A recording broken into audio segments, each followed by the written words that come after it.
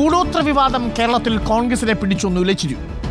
കൂടോത്രങ്ങൾ അരങ്ങുവാഴുമ്പോൾ ഓരോ സംസ്ഥാനത്തും ഇവയുടെ നിയമങ്ങൾ എങ്ങനെയാണ് എന്ന് നമുക്കൊന്ന് പരിശോധിച്ചു വരാം. കൂടോത്രങ്ങളടക്കമുള്ള അന്ധവിശ്വാസങ്ങൾ നിർമ്മാർജ്ജനം ചെയ്യുന്നതിൽ നിയമനിർമ്മാണം നടത്താൻ കേരള സംസ്ഥാന സർക്കാരിനോട് പല കാലങ്ങളായി നമ്മൾ ആവശ്യപ്പെടുന്നു. 7 വർഷമായി ഒരു കരട് ബില്ല് കേരളത്തിലുണ്ട്. ഇപ്പോഴും അത് നിയമമായി മാറിയിട്ടില്ല. അന്ധവിശ്വാസ നിർമ്മാർജ്ജന ബിൽ പാസ്സാക്കാൻ സർക്കാരിന് എന്താണ് തടസ്സം? അതാണ് ചോദ്യം. നോക്കൂ, ഏതൊക്കെ സംസ്ഥാനങ്ങളാണ് നിലവിൽ ദ പ്രിവെൻഷൻ ഓഫ് വിച്ച് അഥവാ അന്ധവിശ്വാസവുമായി ബന്ധപ്പെട്ട മന്ത്രവാദവുമായി ബന്ധപ്പെട്ട പ്രാക്ടീസസുകൾ നിരോധിച്ചുകൊണ്ട് ഉത്തരവിറക്കിയിരിക്കുന്നത്? നമ്മൾക്കൊന്ന് പരിശോധിച്ചു വരാം. പ്രധാനമായും ബീഹാർ അടക്കമുള്ള സംസ്ഥാനങ്ങളിൽ വലിയ രീതിയിൽ ഈ പറയുന്ന അന്ധവിശ്വാസങ്ങളും അനാചാരങ്ങളും മാറ്റാൻ വേണ്ടിയിട്ടുള്ള നിയമങ്ങളുണ്ട്. പ്രേക്ഷകർക്ക് കാണാം സ്ക്രീനിൽ. മഹാരാഷ്ട്ര, കർണാടക, ഈ സംസ്ഥാനങ്ങളിലെല്ലാം ഈ മന്ത്രവാദം, അന്ധവിശ്വാസങ്ങൾ തുടങ്ങിയവ കുറ്റകൃത്യങ്ങളായി ചിത്രീകരിക്കപ്പെട്ടിട്ടുണ്ട്. ഇതിലേറ്റവും പ്രധാനപ്പെട്ടത് അന്ധവിശ്വാസ വിരുദ്ധ നിയമം കൊണ്ടുവന്ന ആദ്യത്തെ സംസ്ഥാനമായി മാറിയിരിക്കുന്നത് തന്നെ ബീഹാറാണ്. ബീഹാറിൽ 1999 the prevention of witch Daain practices act എന്ന് പറയുന്ന നിയമം കൊണ്ടുവന്നിരിക്കുന്നത്. ഈ നിയമപ്രകാരം മന്ത്രവാദം ഒരു കുറ്റകരമായ ഒരു പ്രവൃത്തിയാണ്. മന്ത്രവാദിനിയായി ചിത്രീകരിക്കുക എന്നതും വളരെ ഗുരുതരമായ ഒരു കുറ്റകൃത്യമാണ്. അന്ധവിശ്വാസ വിരുദ്ധ നിയമം കൊണ്ടുവന്ന ആദ്യത്തെ സംസ്ഥാനമായി അങ്ങനെ ബീഹാർ മാറുകയും ചെയ്തിരിക്കുന്നു. ഇതാണ് 1999 ബീഹാർ കൊണ്ടുവന്ന നിയമം.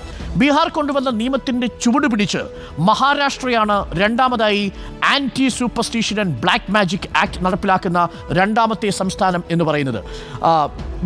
മഹാരാഷ്ട്രയുടെ കഥ എന്ന് പറയുന്നത് ധബോൽക്കറിൻ്റെ കഥ കൂടിയാണ്. നരബലിയും കൂടോത്രവും ദിവ്യ ചികിത്സയുമാണ് മഹാരാഷ്ട്രയിൽ anti superstition and black magic 2013 കൊണ്ടുവന്ന നിയമപ്രകാരം കുറ്റകരമായിരിക്കുന്നത്. ഡോക്ടർ നരേന്ദ്ര ദബോൽക്കർ ഈ നിയമനിർമ്മാണത്തിന് വേണ്ടി ജീവൻ തന്നെ ബലിയർപ്പിച്ചു. 2013 ഈ ധബോൽക്കറിൻ്റെ കൊലപാതകം തന്നെ ആ ഘട്ടത്തിൽ ചർച്ച ചെയ്യപ്പെട്ടതാണ്.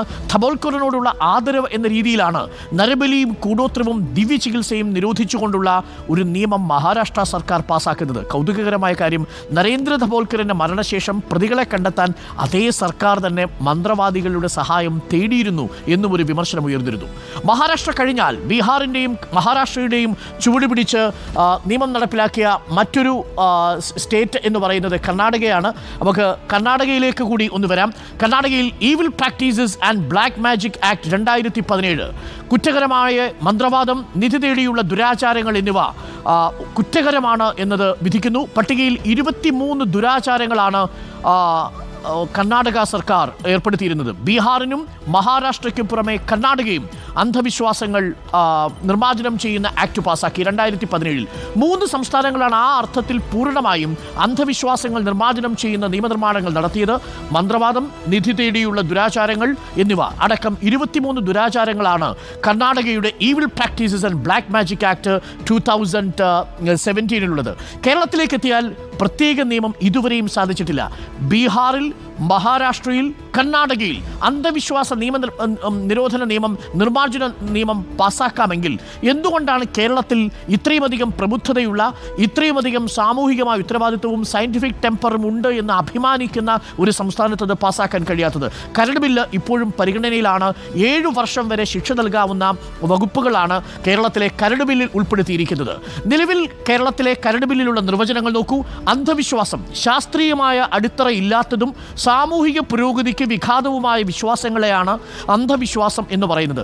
ശാസ്ത്രീയമായ അടിത്തറ ഇല്ലാത്തത് എന്ന് പറയുമ്പോൾ നമ്മൾ ഇന്ന് വിശ്വാസങ്ങളുടെ ഭാഗമായും പലപ്പോഴും ആചാരങ്ങളുടെ ഭാഗമായും പിന്തുടരുന്ന പല പ്രവൃത്തികളും ഈ അന്ധവിശ്വാസത്തിൻ്റെ പരിധിയിൽ പെടും. അതുകൊണ്ടാണോ സർക്കാർ ഈ കരട് ബിൽ പാസ്സാക്കാത്തത് എന്ന പ്രധാനപ്പെട്ട ഒരു ചോദ്യമുണ്ട്. പക്ഷേ അന്ധവിശ്വാസം എന്നാൽ ശാസ്ത്രീയമായ അടിത്തറയില്ലാത്തവയാണ്, സാമൂഹിക പുരോഗതിക്ക് വിഘാതമുണ്ടാക്കുന്നതാണ് എന്ന കാര്യത്തിൽ ആർക്കും സംശയമുണ്ടാവാൻ സാധ്യതയില്ല. മറ്റൊരു പ്രധാനപ്പെട്ട ടൈമിലേക്ക് നമുക്ക് വന്നാൽ അനാചാരമാണ്. വ്യക്തിക്കും സമൂഹത്തിനും ദോഷകരമായ അനാചാരങ്ങളും കർമ്മങ്ങളും എന്നതാണ് അനാചാരം എന്നതുകൊണ്ട് ഉദ്ദേശിക്കുന്നത്. വ്യക്തിക്കും സമൂഹത്തിനും ദോഷകരമായ ആചാരങ്ങളും കർമ്മങ്ങളും അനാചാരത്തിൻ്റെ പരിധിയിൽപ്പെടുന്നു. അപ്പോൾ വ്യക്തിയെ കേന്ദ്രീകരിച്ചുകൊണ്ട് വ്യക്തിയുടെ അവകാശങ്ങൾ നിഷേധിക്കുന്ന ഒരു അനാചാരത്തെ നമുക്ക് പ്രോത്സാഹിപ്പിക്കാൻ കഴിയില്ല. അങ്ങനെയൊരു നിയമനിർമ്മാർജ്ജനം നടത്തുന്ന സാഹചര്യത്തിൽ മറ്റൊരു പ്രധാനപ്പെട്ട കാര്യം, അന്ധവിശ്വാസങ്ങൾക്കും അനാചാരങ്ങൾക്കുമൊപ്പം അത്ഭുത രോഗശാന്തിയുണ്ട്. പരിശോധനകൾ വഴി രോഗനിർണയം നടത്താതെയുള്ള ചികിത്സയാണ് അത്ഭുത രോഗശാന്തി. ഇത് ഈ നിയമനിർമ്മാണത്തിൻ്റെ പരിധിയിൽ ഉൾപ്പെടുത്തുകയാണെങ്കിൽ കാര്യങ്ങൾ ചിലരുടെയെങ്കിലും കൈവിട്ടു പോകാനുള്ള സാധ്യതയുണ്ട്. ചിലർ പത്രങ്ങൾ നടത്തി രോഗശാന്തി വരുത്തുന്നവരുണ്ട്, ശുശ്രൂഷകൾ നടത്തി രോഗശാന്തി വരുത്തുന്നവരുണ്ട്. ഇവരുടെയൊക്കെ ആപ്പീസ് പൂട്ടും. അപ്പോൾ സർക്കാർ കൊണ്ടുവരാൻ ഉദ്ദേശിച്ചിരിക്കുന്ന കരട് ബില്ലിൽ, അന്ധവിശ്വാസ നിർമ്മാർജ്ജന ബില്ലിൽ ഈ പറയുന്ന കാര്യങ്ങളൊക്കെ ഉൾപ്പെടുത്തിയിട്ടുണ്ട്. പക്ഷേ 7 വർഷമായിട്ടും ഇത് ഒരു നിയമനിർമ്മാണത്തിലേക്ക് കടന്നിട്ടില്ല എന്നുള്ളതാണ് ഏറെ ഖേദകരമായ കാര്യം. വലിയ സങ്കടകരമാണ്. കാരണം നമ്മളെപ്പോലെ പുരോഗമന ചിന്തയുള്ള സമൂഹം ആണ് എന്ന് കരുതുന്ന നാട്ടിൽ ഈ അന്ധവിശ്വാസ നിർമ്മാർജ്ജന നിയമം നടപ്പിലാക്കാൻ കഴിയാതെ പോകുന്നു. അതിൻ്റെ ഭാഗമായിട്ടാണ് ഒരു മുതിർന്ന രാഷ്ട്രീയ നേതാവ് പോലും ഈ കൂടോത്രം കണ്ടുപിടിക്കുന്ന ഒരു മന്ത്രവാദിയും കൊണ്ട് ഇങ്ങനെ സഞ്ചരിക്കുന്നത്. എന്തായാലും കൂടുതൽ വിവരങ്ങൾ റിപ്പോർട്ടർ പുറത്തുവിടും. കാരണം ഇത്തരത്തിൽ രാഷ്ട്രീയ നേതാക്കളൊന്നും ഈ സാമൂഹികമായിട്ടുള്ള പുരോഗതിക്ക് വിഘാതം നിൽക്കുന്ന കാര്യം ചെയ്യാൻ പാടില്ല. ശാസ്ത്രീയമായ മനോവൃത്തിയില്ലാത്ത നേതൃത്വം ഒരു സമൂഹത്തെ വളരെ വേഗം പിന്നിലേക്ക് കൊണ്ടുപോകും എന്നാണ് നമുക്ക് പ്രേക്ഷകരോടും പറയാനുള്ളത്. അതുകൊണ്ട് അന്ധവിശ്വാസ നിർമ്മാർജ്ജന ബിൽ ബീഹാറിനും മഹാരാഷ്ട്രയ്ക്കും കർണാടകയ്ക്കും പാസ്സാക്കാമെങ്കിൽ കേരളത്തിന് എന്തുകൊണ്ട് പാസ്സാക്കിക്കൂടാ എന്നൊരു ചോദ്യം നമ്മുടെ മുന്നിലുണ്ട്. അങ്ങനെ പാസ്സാക്കിയിരുന്നെങ്കിൽ കൂടോത്രം കണ്ടെത്തിയ വാർത്തയുമായി ബന്ധപ്പെട്ട് പേരുയർന്നിരിക്കുന്ന പല നേതാക്കളും ഇപ്പോൾ അഴിക്കുള്ളിലായേക്കുന്നത്.